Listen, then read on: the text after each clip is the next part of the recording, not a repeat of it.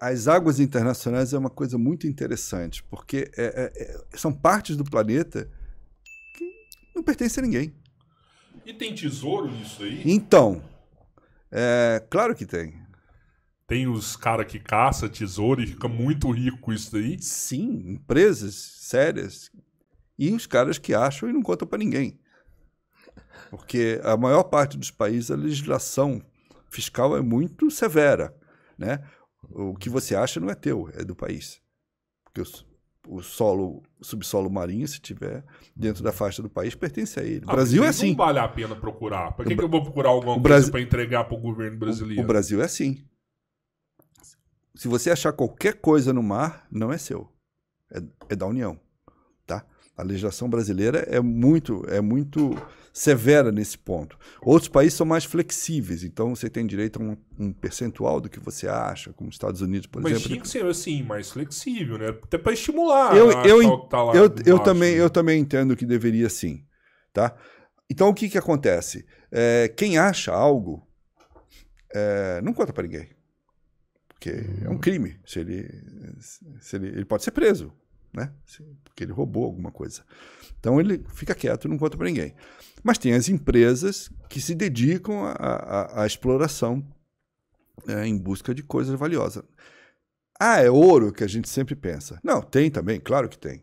Se você olhar ao longo da história da humanidade, você vai ver que até 70 anos atrás não existia avião comercial voando de um lugar para o outro. Tudo era feito pelo mar. Tem coisa pra caramba. Pra caramba. Aí você pega o seguinte, toda a história mostra que toda a migração humana passou pelo mar em algum momento. Né? Você pega embarcações precárias naquela época. Né? De cada 10 chegava 1, 9 se perdiam. Tudo era transportado pelo mar. Então, na época, por exemplo, das colonizações espanhola, portuguesa, né, que vinham para as Américas, que iam para a África, pegar coisa para levar para lá, de cada 10 barcos que saía, 1 chegava. 9 sumiam. Ou afundavam, ou eram roubados, enfim. Né? Então, bota isso ao longo da história da humanidade e você vai ver a quantidade de coisas valiosas que tem no mar. Mas também são profundezas que é muito difícil de chegar, né? A esmagadora maioria delas eu acho que jamais vai ser encontrada, né? É muito difícil achar alguma coisa no mar. Muito difícil. Principalmente ao longo do tempo, porque vai sendo soterrado. É muito difícil. Mas tem empresas hoje, com recursos que a gente tem de tecnologia, que você consegue ter scanners e tudo mais, que você consegue... fica menos difícil encontrar coisas, tá? Qual que é o navio que afundou com mais grana, assim? Difícil saber. O Titanic.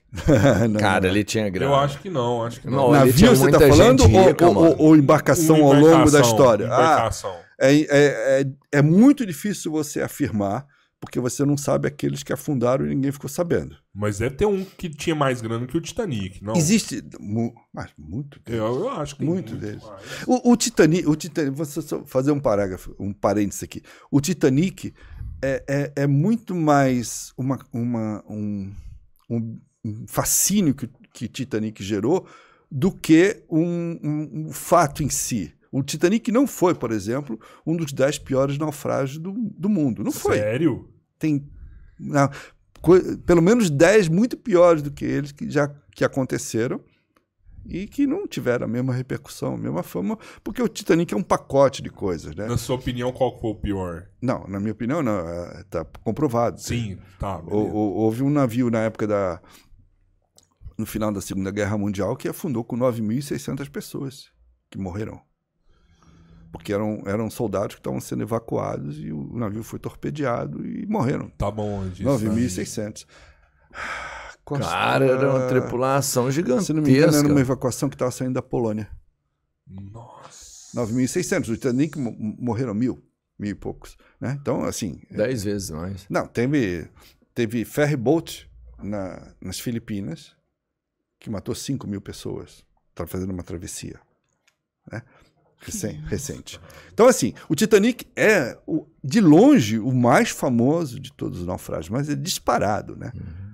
Porque a gente ignora os outros que não tinham o mesmo glamour, o mesmo charme, a mesma história, o mesmo conteúdo por trás.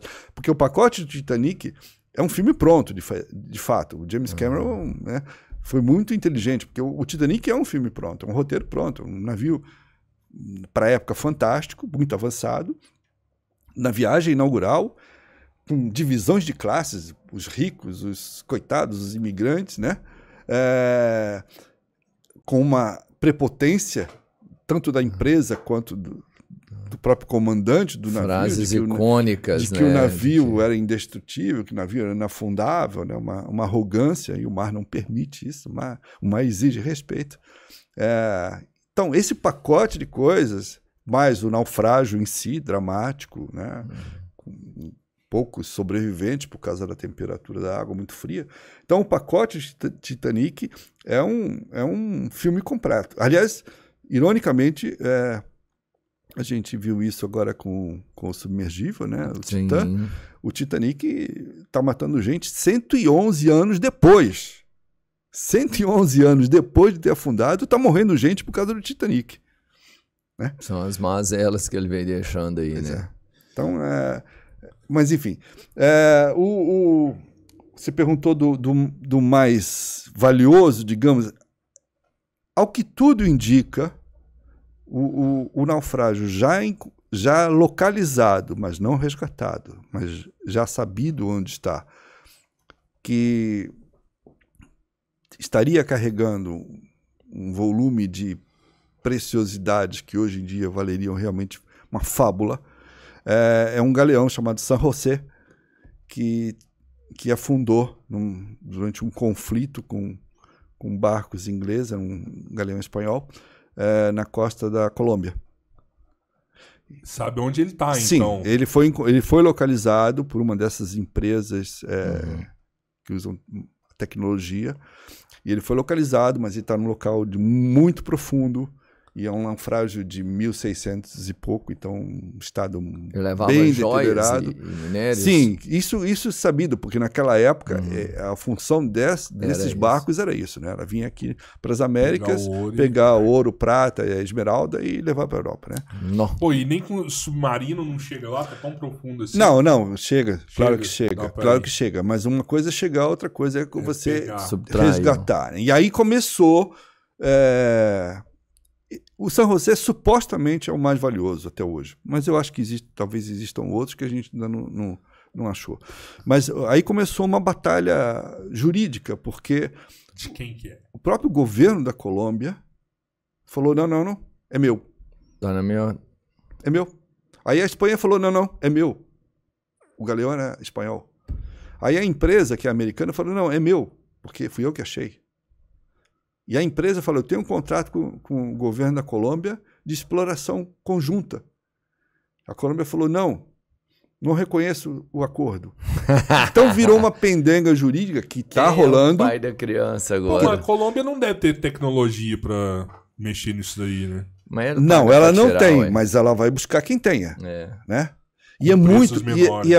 E ali, sabidamente, é muito dinheiro envolvido, porque tem muita coisa valiosa, né? Tinha muita coisa valiosa no San José, porque o San José era um dos poucos navios daquela época que tinha um manifesto de carga feito naquela época. Tudo bem que tinha coisa lá que era contrabando, tá? Mas tinha além, né? Com certeza tinha contrabando. A parte catalogada já vale o investimento. Exatamente. Ali a quantidade, eu não me lembro a cifra, foi estimado $500 milhões, um número astronômico. Mas a pendenga chegou ao nível... 2 bi. O presidente da Colômbia foi a público falar sobre isso. Ele falou, não. É meu. O San José pertence a gente. Cara, daqui a pouco tem neguinho tentando aqui as mergulhos de apneia pra ir lá buscar o negócio. Nesse caso não vai, que ele tá muito profundo. Mas tem imagens lá dos escombros, né? Você consegue ver canhões. Com canhão é difícil sumir, né?